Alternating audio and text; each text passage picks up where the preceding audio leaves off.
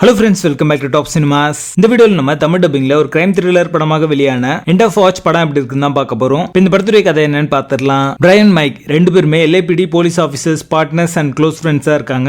இந்த ரெண்டு காப்ஸும் சின்ன சின்ன கிரைம்ஸை ஒரு டெய்லி ரொட்டீனா ஹேண்டில் பண்ணிட்டு இருக்காங்க. ஒரு கட்டத்துல சினோலோவா அப்படின்ற ஒரு காற்றில் சேர்ந்த ஒரு நபரை இவங்க அரெஸ்ட் பண்ணி அவங்களுடைய ஆர்னமெண்டல் வெப்பன்ஸ் எல்லாத்தையும் பறிமுதல் செய்யறாங்க. இவங்களுடைய சக்திக்கு மீறின ஒரு கிரைம் சிண்டிகேட் மேல இவங்க கை வைக்க, அதை தொடர்ந்து அவங்க எதிர்த்து தாக்குதலா என்ன பண்ணாங்க அப்படின்றதையும் அதை இவங்க எப்படி எதிர்கொண்டாங்க அப்படின்றத இந்த படத்துடைய கதையே. இந்த படமே பாத்தீங்கன்னா ஒரு டாக்குமெண்ட்ரி ஸ்டைல்ல ரெண்டு காப்ஸ் வந்து டெய்லி ரொட்டீனா என்ன பண்றாங்க அப்படின்றத கவர் பண்ற மாதிரி தான் எடுத்திருப்பாங்க. இவங்களோட பாதையும் அந்த காற்றலோடைய பாதையும் கிராஸ் ஆனதுக்கு அப்புறம் நடக்கிற சீக்வன்ஸ் எல்லாமே பாத்தீங்கன்னா இன்ட்ரெஸ்டிங்கா இருந்துச்சு. சினிமாட்டோகிராஃபி பாத்தீங்கன்னா லைவ்லியாவும் ரியலிஸ்டிக்காவும் இருந்தது. பாக்குற ஆடியன்ஸே பாத்தீங்கன்னா அந்த ஸ்பாட்ல இருக்காங்க அப்படின்ற ஒரு ஃபீல் தர மாதிரி வந்து ஒரு சினிமாட்டோகிராஃபி கொடுத்திருக்காங்க அப்படின்னு சொல்லலாம். டெக்னிக்கலி இந்த படம் ஒரு சவுண்டான ஒரு படம் தான். சினிமாட்டோகிராஃபி ஒரு போன் கேமரால எடுத்த ஒரு குவாலிட்டியில தான் வந்து எடுத்திருப்பாங்க. இருந்தாலுமே அது எதுக்கு எடுத்திருக்காங்க அப்படின்னா, ஒரு காப் அப்படிங்கிறவங்க பாத்தீங்கன்னா வந்து ஒரு ஸ்டாட்டிக்கான ஒரு கேமரா வச்சு எடுக்கிற மாதிரியான விஷயங்களை பண்ண மாட்டாங்க. அவங்களுடைய டெய்லி ரொட்டீன்ல கரடு முரடான நிறைய விஷயங்கள் இருக்கும். அதை வந்து ஃபவுண்ட் ஃபுட்டேஜ் மாடல்ல வந்து ரொம்ப நல்லாவே வந்து சொல்லியிருக்காங்க அப்படின்னு தான் சொல்லுவேன். ஜாக் ஜில்லன்ஹால், மைக்கேல் பெனா இவங்க ரெண்டு பேருமே பட்டி காப் ரோலுக்கு ரொம்ப நல்லாவே சூட் ஆகுறாங்க. இவங்க ரெண்டு பேருடைய சார்ம் அண்ட் பெர்ஃபார்மன்ஸ் மூலமா இந்த படத்தையே ஹோல்ட் பண்ணாங்க அப்படின்னு தான் சொல்லுவேன். ரெண்டு பேருக்கும் ஆன் ஸ்கிரீன் கெமிஸ்ட்ரி ரொம்ப நல்லாவே ஒர்க் அவுட் ஆயிருக்கு.